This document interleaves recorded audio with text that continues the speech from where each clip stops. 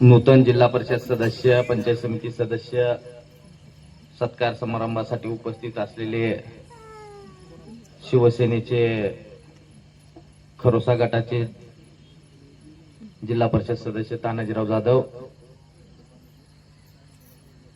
आशिव गटाच्या जिल्हा परिषद सदस्या सईताई गोरे, पहिल्यांदाच भाषण करायला उभारला.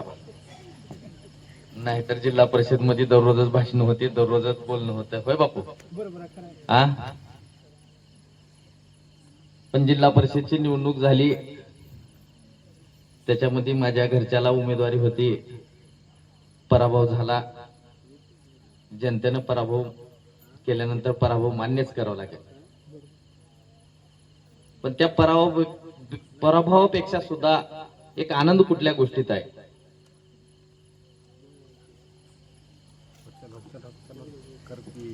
की कुणीच विचार केलं नव्हतं, बुसनीतून एकानं बी सांगायला नव्हतं की सुधाकर बापूला तिकीट द्या. बादल काळेनं मी ठरवलं की सुधाकर बापूच्या पंचफुला ताईला तिकीट द्यायचं. अकबर होते तर शरद होते, बरोबर आहे अकबर? कारण आमदारची बायको दिवसात एकदा का होईना आमच्या सर्कल मध्ये राहायचे. पंचायत समितीची उमेदवारी मिळणी ह्याच्यासाठी प्रयत्न की आम्हाला खाली पंचायत समितीचा सुद्धा उमेदवार भेटू नये, अशी परिस्थिती ह्या मतदारसंघात होती. ही मतदारसंघाची निवडणूक वेगळी होती. जनमतदान ते केलेत, त्यांनी आज बी रडतेत, ज्याने केलं नाही ते सुद्धा रडतेत. आता आलेल्या बापू त्यांनी गळ्याला पडले, आपल्या काय दत्तू भाऊ गळ्याला पडले, तो का दत्तू भाऊ उभारले, रडले, मला उभारले. आजच भेट झाली दत्तू भाऊची, बरोबर आहे भाऊ? रडले, अक्षरशः रडले.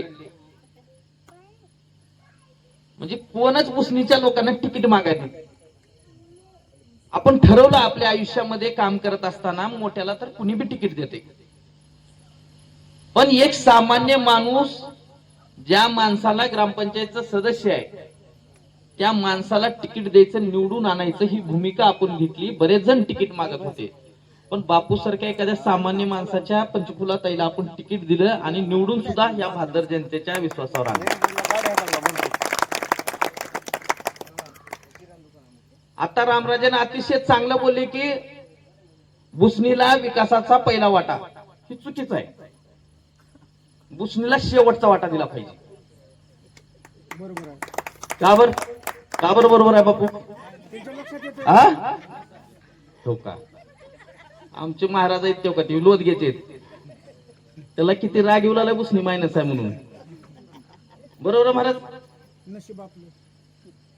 बुसनी गाव उमेदवाराचं गाव मायनस आहे, ते बी चांगलं मायनस आहे. खत कुठं तर बोलून दाखवा लागेल का? कधीच बुसनीला तिकीट नाही पंचायत समितीचं, जिल्हा परिषदचं. मी ठरवलं त्याच्या म्हणून एवढं मोठं गाव आहे, लोदग्यातून 2-3 उमेदवार तिकीट मागवला. ते दिनेश नाराज झाला. आमच्या साहेबांनी सौदागर म्हणाले आमच्या गावात तिकीट द्या, मोठं गाव आहे, इथं प्लस होत आहे अजून चांगलं. अरे मी म्हणून बारक्या गावाला कोण तिकीट देणार आहे, आपण देऊन तर बघू. म्हणून बुसनीला तिकीट दिलं आणि बुसनी चांगलं मायनस आहे, त्याच्यामुळं विकासाचा शेवटचा घास बुसनीला पाहिजे. कारण जनरल लीड दिले त्याला दिलं पाहिजे. तुमच्या गावातला उमेदवार नसताना सुद्धा नवल करावं लागेल गुंद्रीचं, इथं विलासना नाही. गुंद्रीमध्ये पंचायत समितीचा उमेदवार आहे समोरचा, तरी सुद्धा बापू तुम्हाला बी मला बी गुंद्री प्लस आहे. बरोबर आहे बादल? शरद पाटील बरोबर आहे का? असो भाग ते. पण बुसनी गावानं जी प्रेम आपल्या गावच्या उमेदवाराला दिलं पाहिजे होतं, पण बापूचं कुणासोबतच भांडण नाही हो, सगळ्याला खालीच वाकून आहे, तरी सुद्धा बापूला मायनस कसे केले हे कळायला गणितच कळाय नाही मला. विषय नाही, आमच्या गावात पैसे वाटले नाहीत, गुंद्रीत वाटले नाहीत का? उमेदवाराचं गाव आहे, पैसे घेऊन विषय असू द्या, भाग तो वेगळा आहे. सुभाषदाजीचं इथं हार्दिक स्वागत केलं. मी तर म्हणतो पास झालो आपण.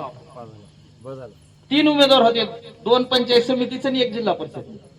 1 पंचायत समिती तर आली की दाजी 35% मार्क पडलेतच की आम्हाला. म्हणजे आम्ही एवढं बी नापास झालं नाही असं. आणि 7,000 मतदान आहे, काय कमी नाही आपल्याला. असो, जाऊ द्या, भाग काय राहते राजकारणात.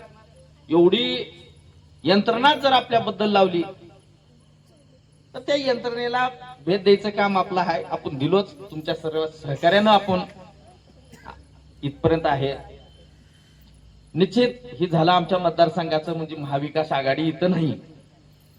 बापू सारख्या सामान्य माणसाला आपण निवडून आणायला, पंचफुला ताई सारख्याला, पंचफुला ताईला सुद्धा उमेदवारी आहे का नाही माहित नव्हतं. एवढं बापून मी गुपित ठेवतो.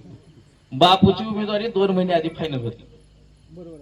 बादल आणि मला बापूलाच माहित होतं.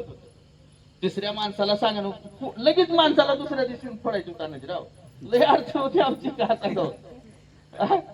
पण बाप एक माझ्या निवडणुकीपेक्षा आपण बी कुणासाठी तर काहीतरी योगदान करतो. बापूला निवडून आणलो.